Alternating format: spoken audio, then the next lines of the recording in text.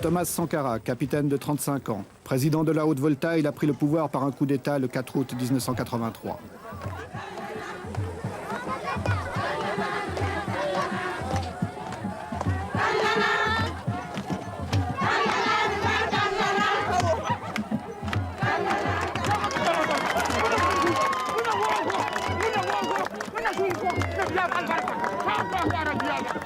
C'est parmi les couches les plus pauvres de la population qu'il compte ses plus chauds partisans.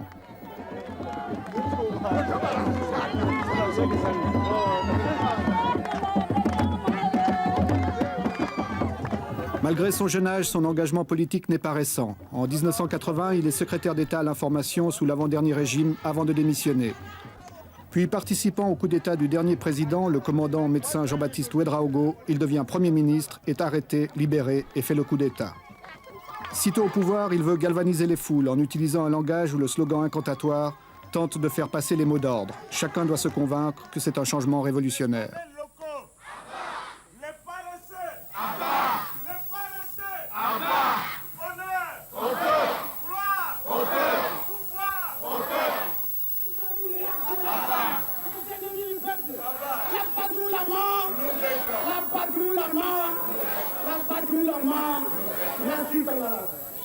À Pau, les gens sont venus très nombreux pour lui apporter leur soutien.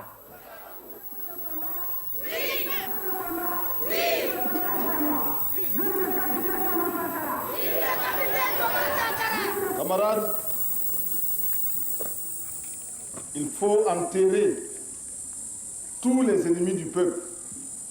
Il faut enterrer tous les défauts qui empêchent le peuple de se libérer, qui empêchent le peuple de construire son bonheur. Si depuis 20 ans, chaque week-end, les femmes puisaient de l'eau comme elles le font, il y a longtemps que nous aurions rempli 20 barrages à Pau. Le pays n'est pas pauvre. Au contraire, il y a des ressources. En vous mettant au travail pour construire ces 20 villas, en vous mettant à la tâche, vous avez décidé de vous prouver à vous-même que vous êtes capable de transformer la réalité de cette ville de Pau. En effet, vous pouvez la transformer, cette réalité. Mais pour cela, il faut bannir de vos rangs les paresseux. Ceux qui ne veulent pas travailler. Il faut bannir de vos rangs les féodaux, les équilibristes. Ceux qui croient que ce chantier est pour eux l'occasion de devenir de petits patrons pour les élections futures. Tous ces gens, tout cela, il faut les mettre de côté. Il faut bannir de vos rangs les maris qui n'autorisent pas leurs femmes à aller sur les chantiers. Camarades, les mauvais maris, les paresseux, les voleurs, les maris réactionnaires, les petits patrons, les grands patrons, les détourneurs de fonds, les voleurs,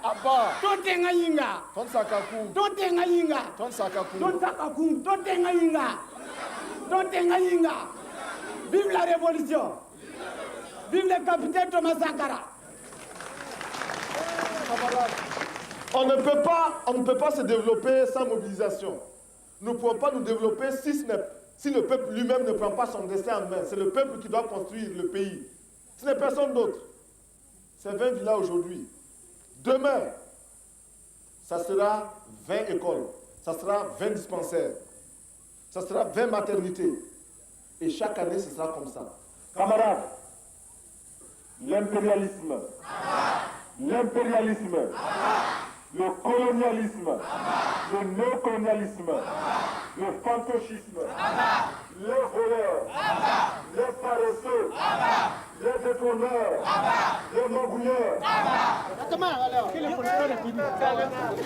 Chaque province doit construire en effet 20 maisons pour les fonctionnaires d'ici le 4 août, les loyers étant ensuite utilisés pour les biens d'équipement. Les briques sont faites par la population avec du banco et très peu de ciment. L'État, lui, fournit le matériel.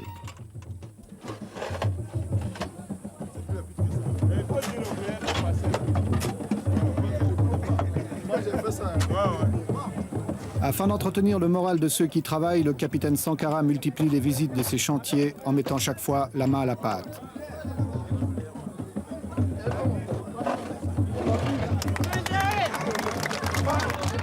Il aime à montrer l'exemple, il affectionne les gestes symboliques. Il est en train de se créer un personnage à la fois séducteur et menaçant. Son style, son souci du moindre détail, son attention à chaque chose, son engagement étonne et lui attire un certain nombre de sympathies. Il ne faut pas que ça piétine, quoi. L'approvisionnement doit être rapide. Maintenant, il faut penser à la toiture. Voilà, déjà. Il faut déjà penser à la toiture. Vaut mieux qu'ils aient leurs matériaux ici. Bon, n'oubliez pas de créer beaucoup d'espaces verts. Surtout le long de la route, là. Beaucoup d'espaces verts, des fleurs, des petits bancs. Si vous êtes ici, faites des petits bancs en béton, là. Des bancs publics. À la tête des chantiers du 4 août, il a mis des gens considérés comme peu favorables à son régime. Ceux-ci sont ainsi mis à l'épreuve. C'est une dernière chance qui leur est offerte de s'intégrer. Le chef de chantier, c'est le camarade Traoré. C'est un ingénieur agronome, c'est ça, hein? Oui, c'est ça. Bon, alors un ingénieur agronome qui est mis sur ce chantier-là pour participer activement, concrètement à la révolution. Pourquoi est-ce qu'on l'a choisi lui?